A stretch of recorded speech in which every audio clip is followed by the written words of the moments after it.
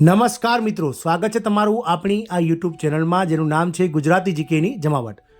આજના વિડીયોમાં આપણે વાત કરવા જઈ રહ્યા છીએ મિત્રો કેન્દ્રીય કર્મચારીઓ કે જેઓ 48 લાખ કરતાં વધારે છે, 67 લાખ કરતાં વધારે પેન્શનર સાથે જ રાજ્ય સરકારોના કરોડો કર્મચારીઓ જે છે તેમને કોરોના સમયનું એટલે કે 1 જાન્યુઆરી 2020થી લઈ અને 30 જૂન 2021 સુધીનું 18 મહિનાનું જે ડીએનું એરિયસ છે મિત્રો, મોંઘવારી ભથ્થાનું એરિયસ, તે ચૂકવાયું નથી. અને હાલમાં કેન્દ્ર સરકાર દ્વારા જે લોકસભાની ચૂંટણી છે તે જાહેર કરી દેવામાં આવી છે અને લોકસભાની ચૂંટણી જાહેર થઈ તે પહેલાં મિત્રો કેન્દ્ર સરકાર દ્વારા જે છે તે કર્મચારીઓને 18 મહિનાના બાકી ડીએ એરિયસ પર એક મોટું અપડેટ આપવામાં આવ્યું હતું. જાણીએ આજના વિડીયોમાં કે મિત્રો શું છે માંગ કર્મચારીઓની અને કેટલું કર્મચારીઓ જે છે તે ડીએ માંગી રહ્યા છે, સરકાર દ્વારા શું મોટું અપડેટ જાહેર કરવામાં આવ્યું છે, તમામ માહિતી આજના વિડીયોમાં મેળવીશું. તો વિડીયોના અંત સુધી બન્યા રહેશો અને જો ચેનલમાં નવા હોય તો અમારી ચેનલને સબસ્ક્રાઇબ કરી બાજુમાં રહેલું બેલ આઇકોન દબાવી અને ઓલ નોટિફિકેશન ઓન કરી લેજો, જેથી કરીને ચેનલ પર મૂકવામાં આવતા વિવિધ ભરતીઓના નોટિફિકેશન, વિવિધ ભરતીઓના પરિણામ સાથે જીકેના વિડીયો અને સરકારી કર્મચારી પેન્શનર્સ યોજનાઓને લગતા પરિપત્રો તમને સરળતાથી અમારા ચેનલના માધ્યમથી ઉપલબ્ધ થઈ જાય.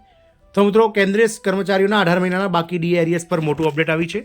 જો તમે કર્મચારી છો તો તમારા માટે આ સમાચાર ખૂબ જ મહત્વના છે. હકીકતમાં તાજેતરમાં અપડેટ મુજબ તમને જણાવી દઈએ કે કેન્દ્ર સરકારે 1 કરોડથી વધુ કર્મચારીઓ અને પેન્શનરોના ડીઆરમાં 4% વધારો કર્યો છે, જેના કારણે હવે મોંઘવારી ભથ્થાનો દર 50% થઈ ગયો છે. એટલે કે હવે મોંઘવારી ભથ્થું જે છે તે મિત્રો 46%થી વધારી અને 1 જાન્યુઆરી 2024થી 50% કરી દેવામાં આવી છે. એટલે કે 4%નો વધારો 1 જાન્યુઆરીથી મંજૂર કરવામાં આવ્યો છે, જે કેન્દ્રના 48 લાખ જેટલા કર્મચારીઓ અને 67 લાખ કરતાં વધારે પેન્શનર્સોને લાગુ પડશે. મિત્રો કેન્દ્ર સરકારના 1 કરોડથી વધુ કર્મચારીઓ અને પેન્શનરોના ડીઆરમાં 4%નો વધારો કરવામાં આવે છે. મોંઘવારી ભથ્થાનો દર હવે 50% થઈ ગયો છે.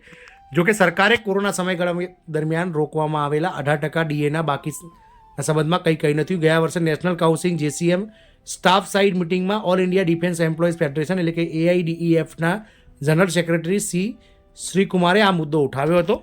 સ્ટાફનું પ્રતિનિધિત્વ કરતા શ્રીકુમારે સેક્રેટરી DOPTને વિનંતી કરી હતી કે 18 મહિનાનું ડીએનું બાકી એ કર્મચારીઓનો અધિકાર છે. કર્મચારીઓ અને પેન્શન ધારકોને ડીઆરની બાકી રકમ છૂટી કરવી જોઈએ. કોરોના સમયગાળા દરમિયાન કેન્દ્ર સરકારે કર્મચારીઓને આ ચૂકવણી અટકાવીને 34,402.32 કરોડ રૂપિયા બચાવ્યા હતા. ભારત પેન્શનર સમાજના જનરલ સેક્રેટરી SC મહેશ્વરીએ પણ સરકારને વિનંતી કરી છે કે કોરોનાના સમયગાળા દરમિયાન એટલે કે 1 જાન્યુઆરી 2020થી લઈ અને 30 જૂન 2021 સુધીના 18 મહિનાના સમયગાળા દરમિયાન જે ડીએ એટલે કે મોંઘવારી ભથ્થું બંધ કરી દેવામાં આવ્યું હતું વધારો, તે 18 મહિનાનું ડીએનું બાકી નીકળતું હોય તે સરકારે કર્મચારીઓને ચૂકવવું જોઈએ. આ અહેવાલ નાણાં મંત્રાલયને પણ આપવામાં આવે છે. ડીએ એરિયસનો મુદ્દો અગાઉ પણ ઘણી વખત ઉઠાવવામાં આવે છે. National joint council of action એટલે કે NJCEના વરિષ્ઠ સભ્ય અને all India defence employees federation AIDEFના જનરલ સેક્રેટરી શ્રીકુમારે જણાવ્યું હતું કે જૂના પેન્શનની પુનઃસ્થાપના અને અન્ય ઘણી માંગણીઓ સહિત કર્મચારીઓના હિતોને લગતા મુદ્દાઓ હતા સતત ઊભા થઈ રહ્યા છે, જઈ રહ્યા છે. આ બધાની સાથે કોરોના સમયગાળા દરમિયાન બંધ કરાયેલા 18 મહિનાના ડીઆરની ચૂકવણીની લડાઈ પણ ચાલી રહી છે. કેબિનેટ સચિવને staff side national council JCM દ્વારા 18 મહિનાના ડીએ બાકીના ચૂકવણા માટે પહેલેથી જ પત્ર લખવામાં આવ્યો છે. આ અંગેનો રિપોર્ટ પણ નાણાં મંત્રાલયને મોકલવામાં આવ્યો છે. કેન્દ્ર સરકારે સુપ્રીમ કોર્ટના નિર્ણયને પણ ટાંક્યો છે. આ અહેવાલ નાણાં મંત્રાલયને આપવામાં આવે છે. તો મિત્રો જે છે તે આ નાણાં મંત્રાલયને જે છે તે આપવામાં આવે છે. કેન્દ્ર સરકાર દ્વારા આપવામાં આવેલી દલીલ કેન્દ્ર સરકારના કર્મચારીઓ અને પેન્શનરો લાંબા સમયથી માંગ કરી રહ્યા છે. 18 મહિનાના ડીએના બાકી ચૂકવણાના જે કોરોના સમયગાળા દરમિયાન અટકાવવામાં આવી હતી. કેન્દ્ર સરકારે બજેટ સત્રમાં સ્વીકાર્યું હતું કે ડીએની બાકી રકમ મુક્ત કરવા માટે ઘણા કર્મચારી સંગઠનો તરફથી અરજીઓ આવી હતી. જો કે સરકારે આ અંગે કોઈ નક્કર ખાતરી આપવાને બદલે સ્પષ્ટપણે કહ્યું હતું કે વર્તમાન સંજોગોમાં ડીએની બાકી રકમ છોડવી એ વ્યવહારુ નથી. મતલબ કે કેન્દ્ર સરકાર તેના કર્મચારીઓને ₹34,000 કરોડથી વધુ ડીએની રકમ ચૂકવશે નહીં. બજેટ સત્ર દરમિયાન નાણાં રાજ્યમંત્રી પંકજ ચૌધરીએ કહ્યું હતું કે કેન્દ્ર સરકારની રાજકોષીય ખાધ હજુ પણ FRBM એક્ટના દર્શાવવામાં આવતા સ્તર કરતાં બમણાથી વધુ ચાલી રહી છે. આવી સ્થિતિમાં ડીએની બાકી રકમ ચૂકવવી શક્ય નથી.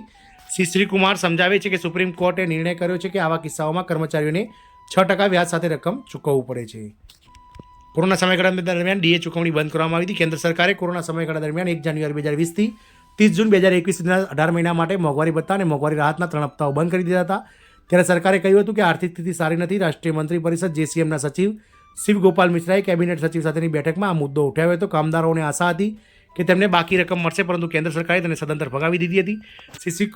શ્રીકુમારના કહેવા પ્રમાણે સરકારનું મન ઉઠી ગયું છે. 2020ની શરૂઆતમાં તમે COVID-19ના બહાના હેઠળ કેન્દ્રએ સરકારી કર્મચારીઓ અને પેન્શનરોના ડીઆર પર પ્રતિબંધ મૂક્યો હતો. ત્યારે કેન્દ્ર સરકારે કર્મચારીઓના 11% ડીએની ચૂકવણી અટકાવીને કરોડો રૂપિયાની બચત કરી હતી. જે બાદ કર્મચારી સંગઠનોના પ્રતિનિધિઓએ સરકારને 18 મહિનાના બાકી એરિયસની ચૂકવણી અંગે વિવિધ વિકલ્પો સૂચવ્યા હતા.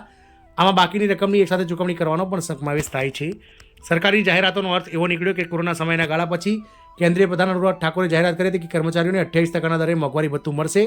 તે સમયે તેણે બાકી રકમ અંગે કંઈ પણ કહ્યું નહોતું. કેન્દ્રીય મંત્રીની જાહેરાતનો અર્થ એ હતો કે 1 જુલાઈ 2021થી વધેલા ડીએને દરને 28% ગણવામાં આવશે. આ મુજબ જૂન 2021થી જુલાઈ 2021 વચ્ચે ડીએમાં અચાનક 11%નો વધારો થયો હતો, જ્યારે 1.5 વર્ષના ગાળામાં ડીએ દરોમાં કોઈ વધારો નોંધવામાં આવ્યો ન હતો. ડીઆર 1 જાન્યુઆરી 2020થી 1 જુલાઈ 2021 સુધી સ્થિર કરવામાં આવ્યું હતું. ડીએ કોરોના સંકટ દરમિયાન જે છે તે 3 હપ્તાએ જાન્યુઆરી 1, 2020, 1 જુલાઈ 2020 અને 1 જાન્યુઆરી 2021 બંધ કરવામાં આવ્યા હતા. આ પછી સરકારે જુલાઈ 2021માં મોંઘવારી ભથ્થું પુનઃસ્થાપિત કર્યું.